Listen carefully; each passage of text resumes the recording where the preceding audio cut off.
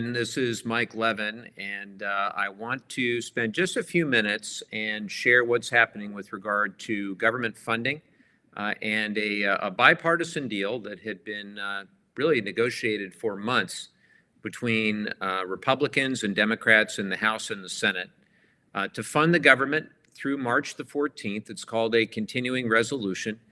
Keeping government funding levels at the existing rate that had been agreed to a couple years ago by then Speaker McCarthy and our leader, Hakeem Jeffries, along with our friends in the Senate. Everything was going quite well with regard to that bipartisan deal up until yesterday afternoon. And I can tell you that, all along, the Republicans had agreed to every piece of that bill, including money not only to fund the government through the middle of March, but also for things like disaster relief. There was roughly $100 billion in the bipartisan deal for disaster relief, and that was Speaker Mike Johnson's number, not our number. And it included about $7 billion for California, but specifically things like $250 million for the cross-border sewage issue that we're facing at the Tijuana River Valley. We know how critically important that is. And this really is a, once in a many-year opportunity to get that funding that we need. In fact, the review of the analysis this morning about the bill suggests that not only does the disaster supplemental provide $250 million for the International Boundary and Water Commission to rehabilitate the South Bay International Wastewater Treatment Plant, but without emergency funding, this is according to the House Appropriations Committee, without emergency funding, it will likely be several more years before the problem is fully addressed, leading to a greater overall cost of the project. And of course, this project has already taken far too long.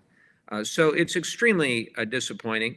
But I want to make sure that everybody understands what happened. Elon Musk, who's an unelected billionaire, in fact, the wealthiest person in the world, he started tweeting and posting yesterday, literally hundreds of times on X. And he wanted to blow up this bipartisan deal.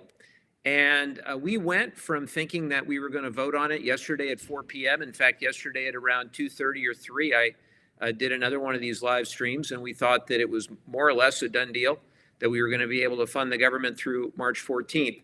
And then Elon Musk decided to throw a tantrum and to start posting, and frankly, to put things in the posts that were untrue, that he probably knows are untrue. One glaring example is that in his posts, he claimed that somehow this bill was going to fund a multi-billion-dollar stadium for the Washington Commanders football team here in the District of Columbia, and that's simply not true.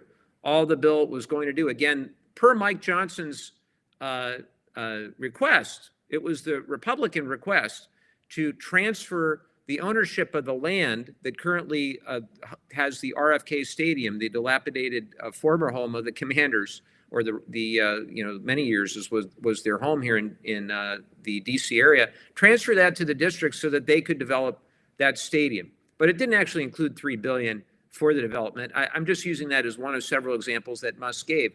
He also said that a government shutdown would not have much of an effect, and I can tell you that's not true at all.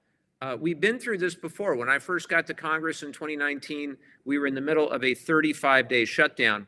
And the reality of a shutdown like that is what happens is non-essential federal workers are furloughed, so they're sent home.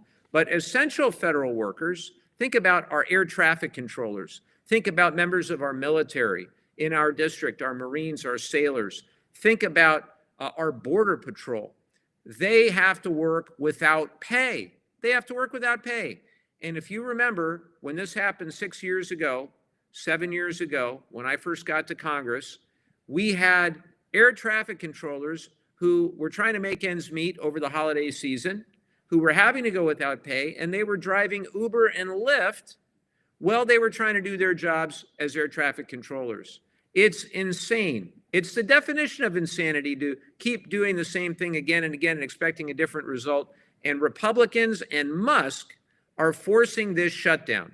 Now, we want to work in good faith, and that's why we crafted a bipartisan deal, but a deal is a deal. And now they're walking away at the 11th hour. It's unbelievable. So my colleagues in the House, Republicans in the House, they now have a choice. Are they going to stand with their constituents? Are they going to stand with those who are in need of disaster relief? Are they going to stand with farmers who desperately need the help? And our law enforcement, our Border Patrol agents, our active duty military members, our veterans, Social Security benefits, everybody will be impacted. For as far as Social Security and veterans goes, the benefits will still be available in the event of a shutdown. But boy, if you have any trouble with the Social Security Administration or with the VA, and you pick up the phone and you try to call, you're not going to find people on the other end of the phone because they'll have been sent home. They'll have been furloughed. That's the impact of what we may be experiencing soon. So I am very concerned about this. I'm very concerned about what's to come. And we've got to make sure that the American people understand this Musk shutdown, this unelected billionaire is now determining the future of the Congress and the future of the country, and we cannot allow that to continue. So expect a lot more updates from me in the days, weeks, and hopefully not months ahead with regard to any government shutdown. But this is a really big problem